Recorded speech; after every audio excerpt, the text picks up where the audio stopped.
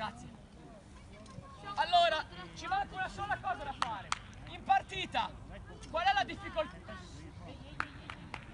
Mi dispiace, non c'è tempo per fare la partita. Allora, vediamo. Io adesso parlo così. Io parlo di modo. Ascolta. Allora, in partita, qual è la difficoltà più grande che abbiamo? Fare gol. Perché è difficile? Perché gli avversari sono d'accordo a farci fare gol. Quindi adesso ci alleniamo con il difensore. Fantastico. Io sono difensore! Io? Già alla tua età? Sì! Secondo me alla tua età devi fare tutti i ruoli. Vai a difendere, corri!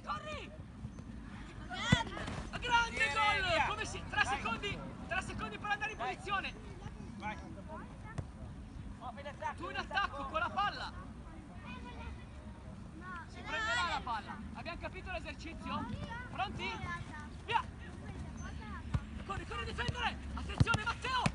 Grande gol! Vai in difesa! No, difendere! Grande difesa di Amina! Attenzione Nicola! Si gira come un bomber!